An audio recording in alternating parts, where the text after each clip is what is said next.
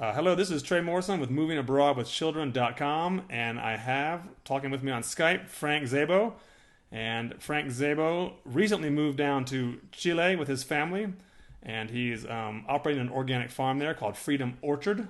And they have an awesome website called Vergel Libertad. I might not be saying that right, but it's VERGELLIBERDAD.com. And welcome to the call. Thank you. Thanks, Trey. And freedomorchard.com is easier for people to remember. Oh, so that website exists as well.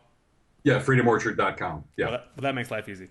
Yes. So the first question I have is, I guess, give us a short bio on, for the most part, your family and why you moved down to, why you decided to leave the U.S. Okay. I'll make that as short as I can.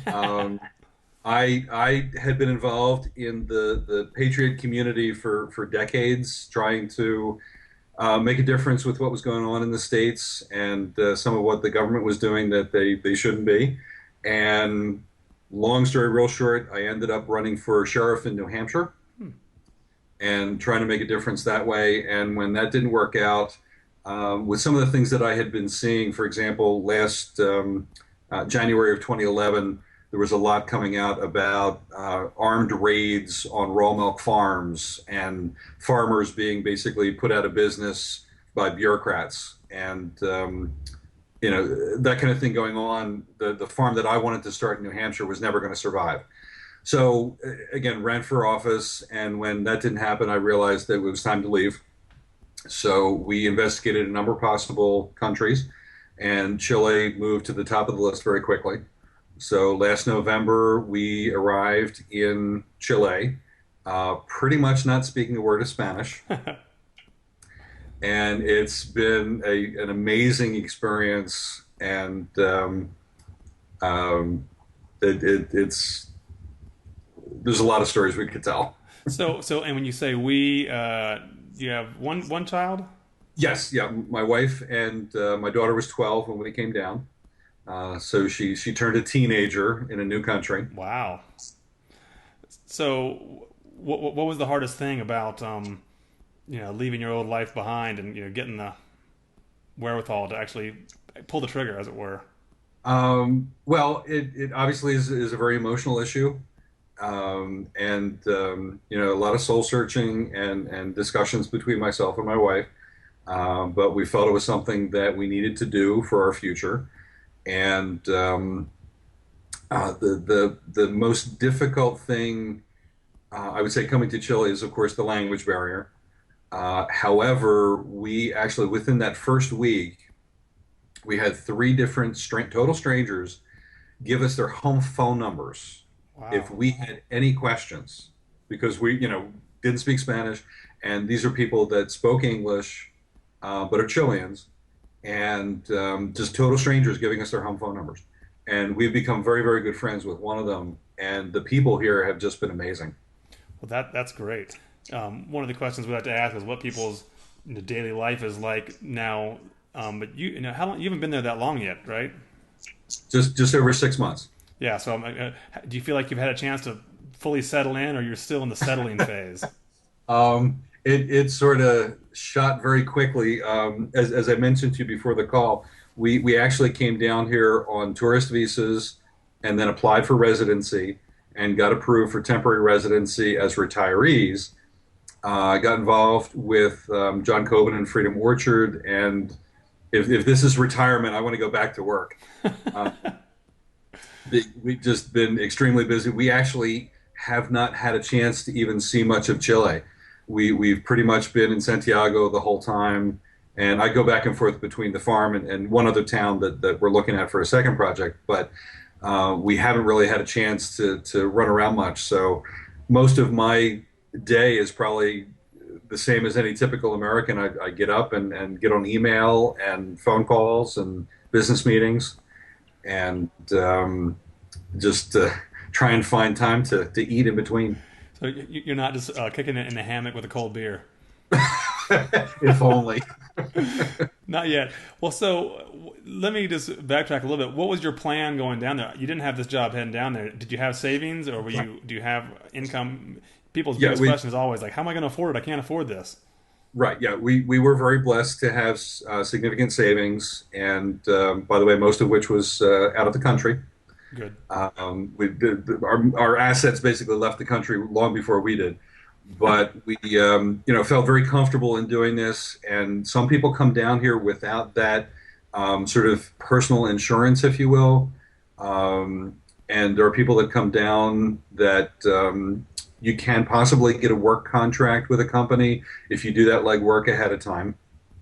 My intention in coming down was to spend about 6 months in Santiago, which is the capital. It's the main city. And just while we got our immigration papers and all that taken care of. And then we were going to move further south and start an organic farm there, either for our own use and just kind of live off the land, or run it commercially, if that was viable. Then in discussions with John, who was our immigration consultant, this concept of Freedom Orchard came up, and it was just perfectly suited for my experiences and what I had wanted to do on my own anyway. But as I said, people come down. There's a large demand for simply teaching English. So people get certified. I forget exactly the name of the program, but it's teaching English as a foreign language.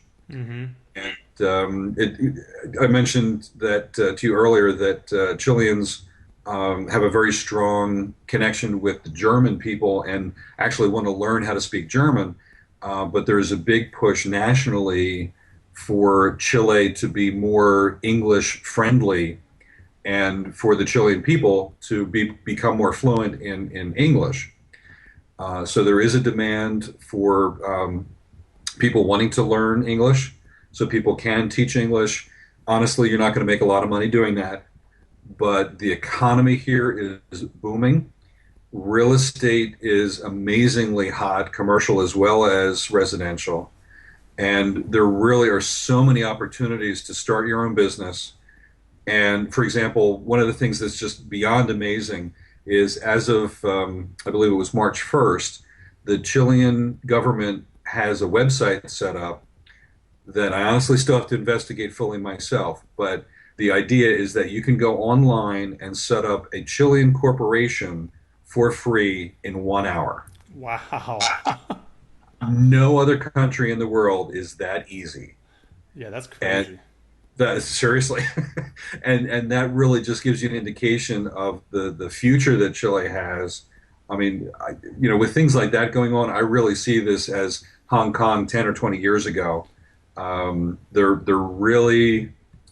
I think that there's a number of factors here that I believe Chile has a extremely bright future, and the potential really is just limited to people's imaginations. That's great. You're making my life easy because my next question was going to be about business opportunities. So you're just answering Oh, everything. I just get to yeah, watch. and another thing specifically about business opportunities, there's a program called Start Up Chile, Uh huh. and also a government program which I'm not very supportive of, being basically a libertarian, but Startup Chile basically assists a new company. They provide $40,000 US, which goes a long way in Chile, Yeah. for a specific company, as a brand new company, and they tend to be more the high tech kind of companies. Mm-hmm. But people submit proposals and get approved, and they get 40,000 that they have to spend in Chile, but $40,000 to start a new business. Wow. Well, you just can't complain about that. Yeah, yeah.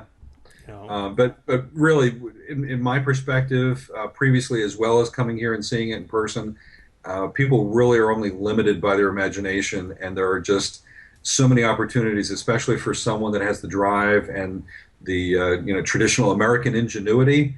That's somewhat lacking among Chileans.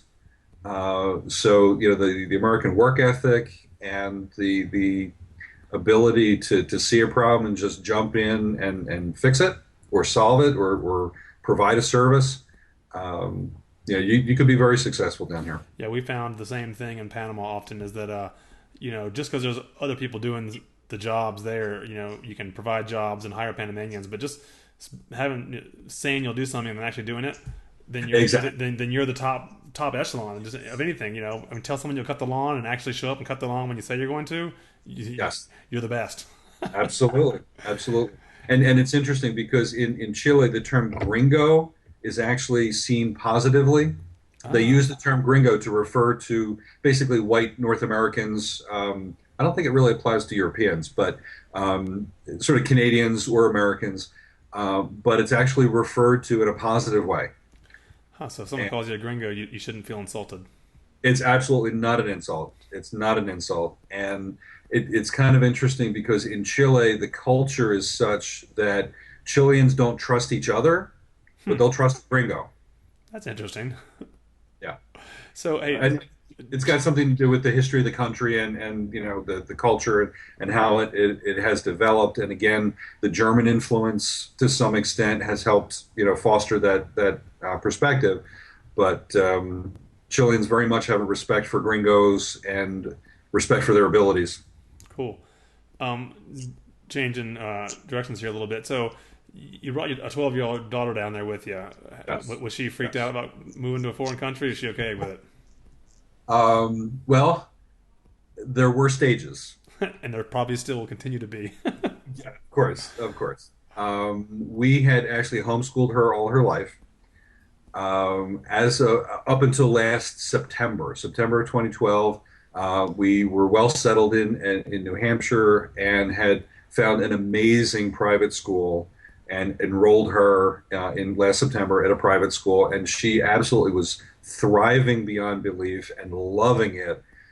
She always craved the social connection, which she had outside of the homeschooling, but it was that setting that she really loved. And of course, a month and a half later, we leave the country.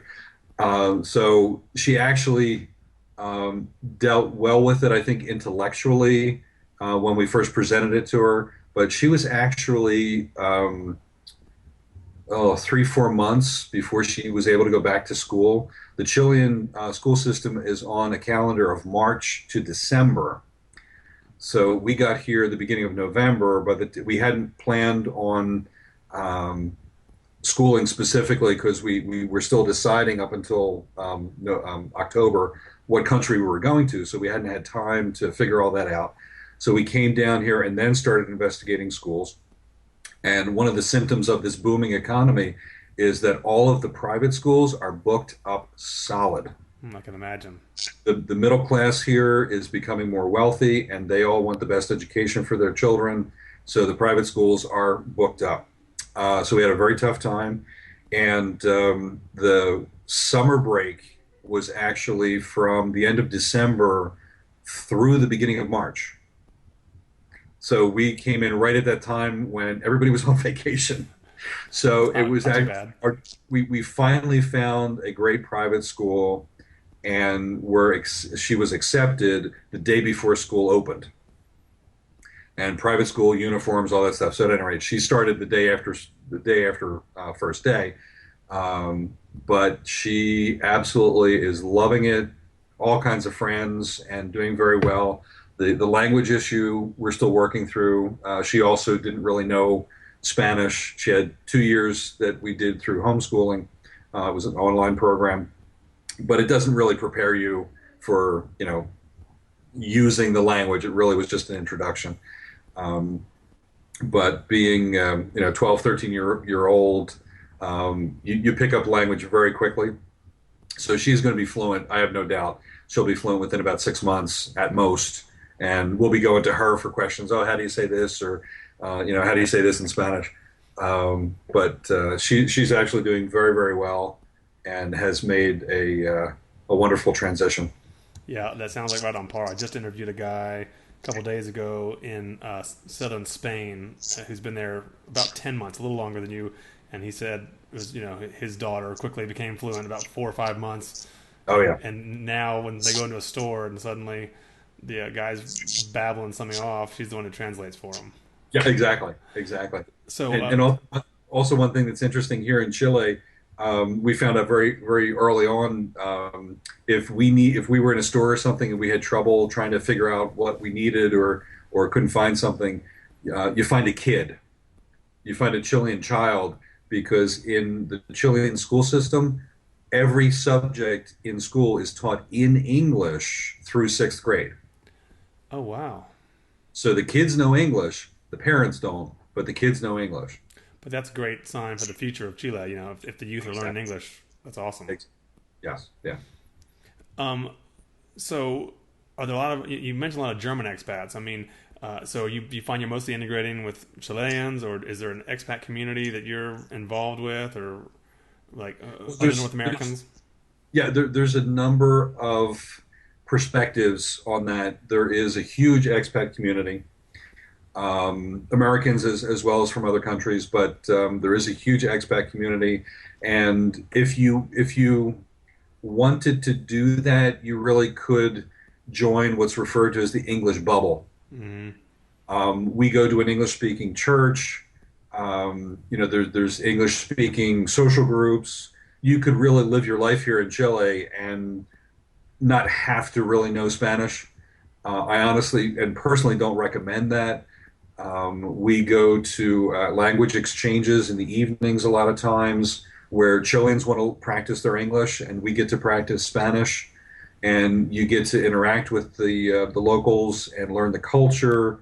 And to us that's more attractive for us to integrate into the society and not, as I said, be a part of that bubble. But if someone, say, for example, wants to come to Chile but is afraid of the language barrier, there are ways to mitigate that. But for the long term, I think it makes sense to go out there and meet people and stumble through the language if you don't know Spanish. And there's lots of opportunities. As I said, a lot of Chileans want to learn English and want to practice their English because they don't get that opportunity in their normal lives. And so there's lots of chances to interact and meet people. So what about healthcare, health insurance? Do you have health insurance, or We actually do not, for myself and my wife right now. We are very healthy and haven't had problems of that nature. We are investigating that for ourselves. For school, it was required that my daughter have something, but healthcare here is top notch. There are trying to think how to explain it. There's various insurance programs that you can join that are associated with the medical network. It's kind of hard to describe, but insurance here is definitely less expensive than in the States. Um, for example, my wife is on a blood pressure medication, so she did need to get that refilled.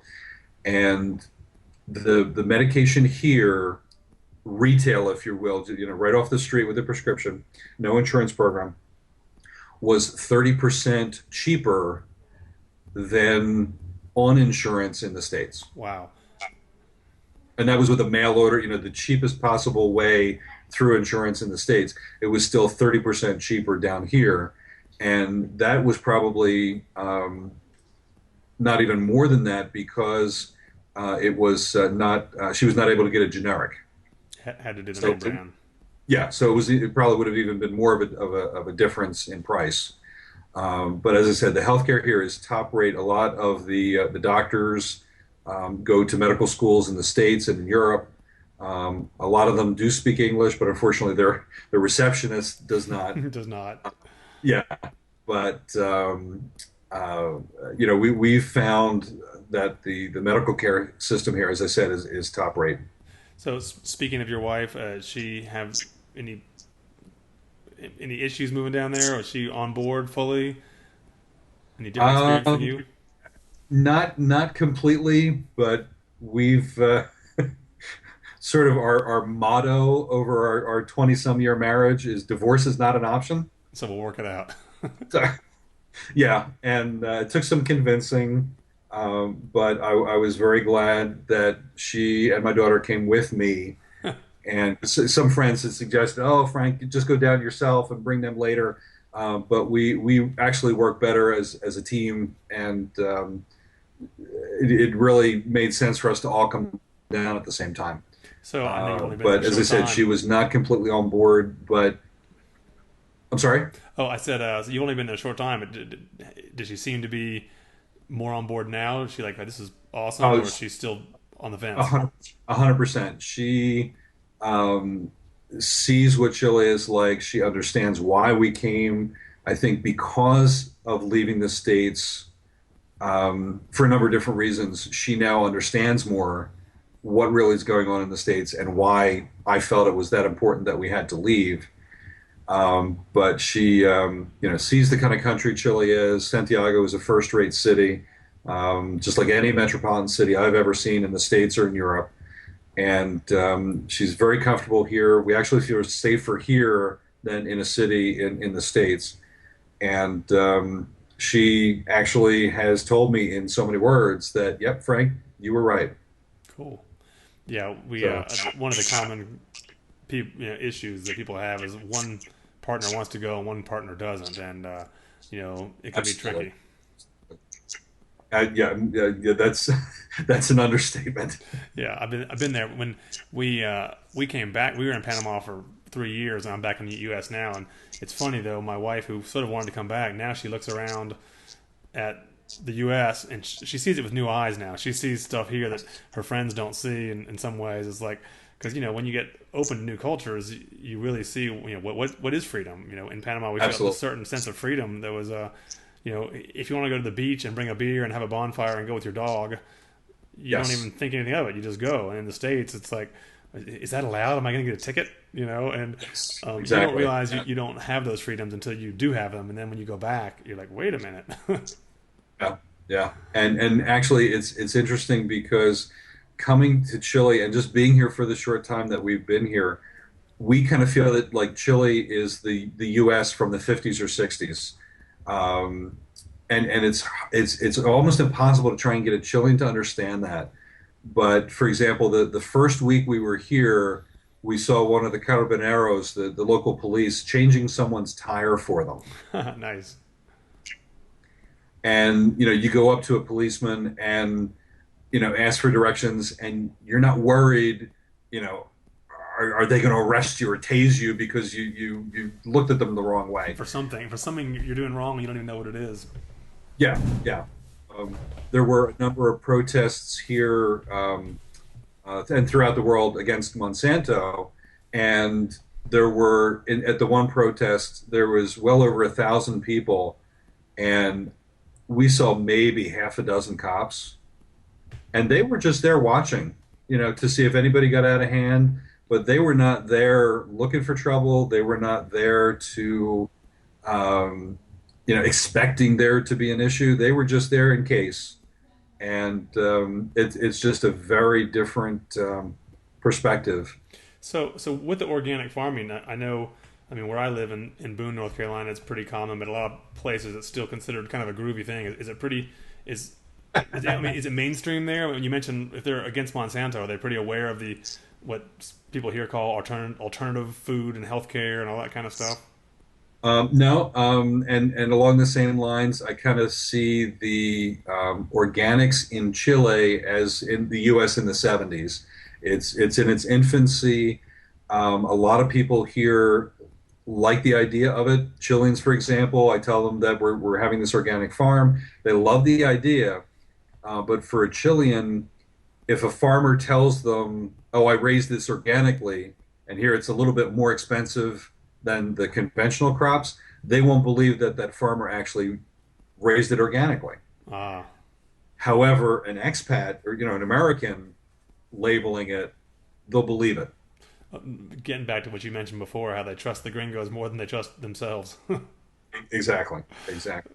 That's funny. So, and also, again, talking about the expat community, a lot of people come down here from the States and from Europe, and they know the value of organics. They want it, but it's very scarce in the stores, and you see it, and something that's organic and wilted for 2 days is not better than conventional produce. Yeah, yeah. So, of course, it is more expensive, but for the most part, organics, as I said, is in its infancy here. But I think that, we have a lot to offer with Freedom Orchard and Freedom Orchard Organics and we can take advantage of the fact that people want the organics, but they don't really trust the Chilean farmer, but they probably will trust us. Well, so speaking of Freedom Orchard, why don't you give us a little pitch on that? Because people might not realize it's not just a uh, organic gardening. It's Yes. also looks like you're going to have between 1,100 and 1,800 home sites. I mean, it's a big project. It's huge. The property itself is midway between Santiago and Viña del Mar. It's about 45 minutes away from the city, and about the same. Viña del Mar is right on the coast, so it's midway between the city and the beach. So it's a perfect location, and it's actually a development that will include a sustainable community that we expect will attract mostly expats, interspersed with organic farms that we're going to have throughout the property. The property itself is about 3,200 acres, and we're expecting the home sites will probably be about 1,000 to 1,200 um, half-hectare home sites, which is about an acre and a quarter.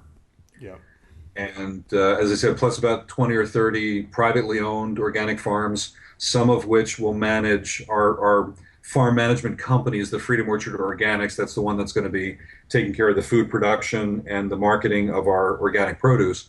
But we also do farm management, and if people want to invest in farming but don't want to get their hands dirty, that's also an option with Freedom Orchard Organics. Um, and we're also going to have a country club and a hotel, and it's just an amazing development. I highly recommend people go on the website and see. We just finished a film crew had come out, and we did a virtual tour. So there's a video on there. It's only about 10 minutes. That's on the website that people can see what it's all about. But it's the idea is that it's a sustainable community, but it's also freedom-oriented people that want to help keep Chile free and at the same time be healthy and eat healthy food. So when you say sustainable, are you talking power as well? Yeah, absolute power. We have amazing water rights. The water table in the valley in Curacaví, the town that we're in, is amazingly high, and so we'll be providing community supplied water from our own aquifer, and we will be initially we're going to be hooking up to the local power company. But our intention is to provide our own electricity and encourage people to put solar panels on their houses, which is completely up to the individual how they want to build a house and what kind of house to build. But we want to try and make it as sustainable as possible so that if somebody wanted to, they wouldn't even have to leave the property. All the food, water, electricity, internet, whatever they need could be there. And hopefully we'll attract some tradespeople that might, be able to provide some skilled services to the community as well. Yeah, it sounds really, really cool. In fact, you may see me down there before too long. That'd be great. Hey, what's the public transportation like down there? If someone, I mean, do you need to own a car? If you live in Santiago, the public transportation is absolutely amazing. They have a metro system. It's very easy to understand and to get used to. They have a little like a credit card that you buy for like $1 or two, and you keep recharging it with cash. And anytime you go on the metro, which is their subway system, or on a bus, you just flash your card in front of this reader, and it deducts the fare off of your card. The public transport, we only got our car, I think, back in February, and that was really only necessity because of the business and driving out to the farm. But many people, just like New York City, many people live in the city and don't own a car, have no interest in buying a car. Even the farm, as I said, it's 45 minutes away. There's public transportation for like $2. You can take a luxury bus, like a Trailways bus that's very, very comfortable, one way out to the farm, and take public transportation to the coast, to some of the tourist cities. The transportation system in Chile is surprisingly first rate, but especially in Santiago, the roads and the public transportation is amazing. And there's a website that you can even go on that I believe is now powered by Google, that you can punch in your position and your destination, and it will map out a route for you and tell you what buses or metro you could take, and you have a couple different options, and you can choose which route is best. And they even give you like bus stop numbers; they're all numbered. And again, the system is amazing and very well thought out, and again, very easy to understand, and it helps to know Spanish, but it's an amazing public transportation system. Yeah, that's not like the U.S. in the 50s. No, no, as I said, in certain In ways. certain Like, ways. Well, that's great. A bunch of great information. I think anyone who's thinking about moving abroad, even with kids, it sounds like Chile should be high on anyone's list. we have found it to be very welcoming. And the other thing is, there's very few countries that I know of where Americans are actually still viewed very positively. And Chileans, when we tell Chileans here that we meet why we left the States, they think we're crazy. Of course, a lot of Americans think that too. Of course. But they still view Americans very positively. And it's interesting. The first apartment we had was like 5 minute walk to this huge, humongous mall, monstrosity actually. And you go in there, and they're playing American music. And again, a lot of the adult Chileans don't understand English, but they listen to American music. They know the melodies, they just don't know what the words say. Right, right. And Christmas time, they're playing Bing Crosby. That's great. So to wrap up, a lot of people that will be watching this or are thinking about moving, they've had the dream for years, and they're sort of afraid to pull the trigger and get out of there because, as you know, it's daunting to really do it. And Oh, you've just absolutely. crossed that hump just now. What advice would you give to people that are where you were a year ago and thinking about it? Just do it.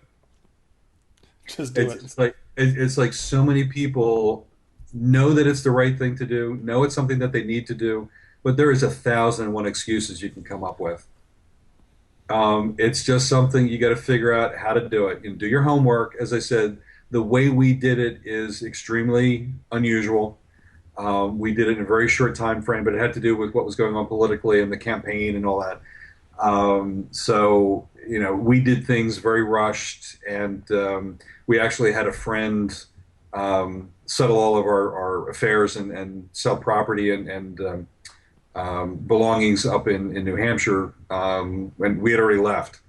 But it's just something you got to do. If you know it's the right thing to do all your homework, do your due diligence.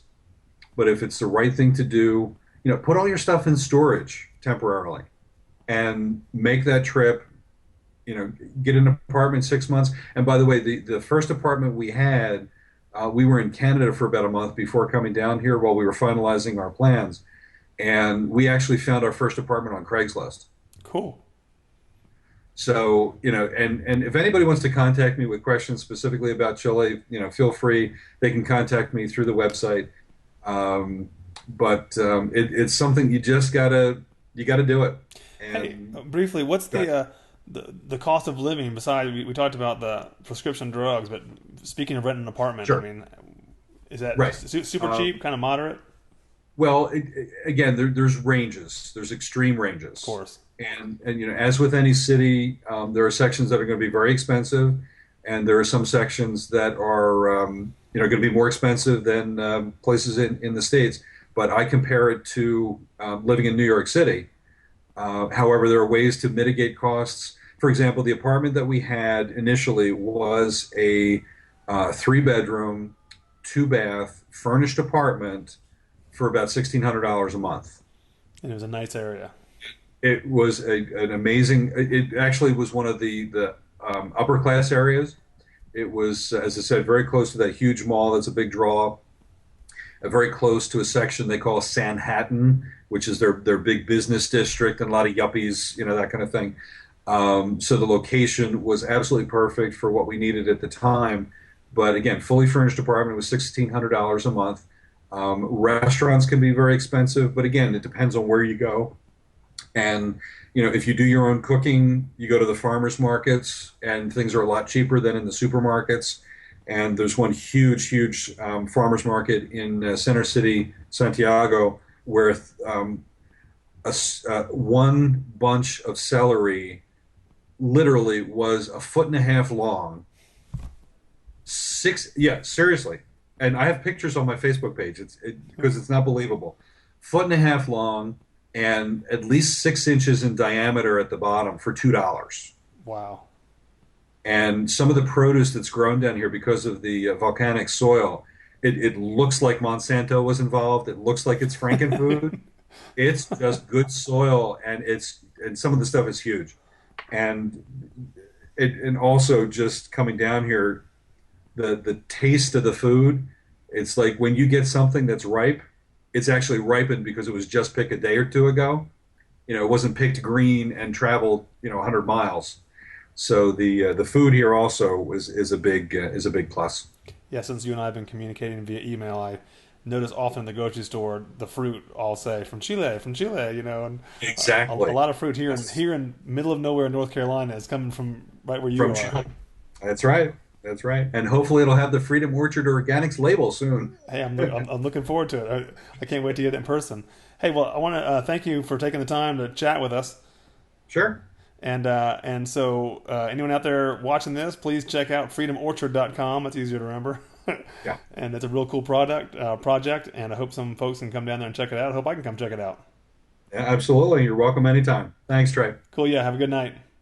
You too. Take care. Bye.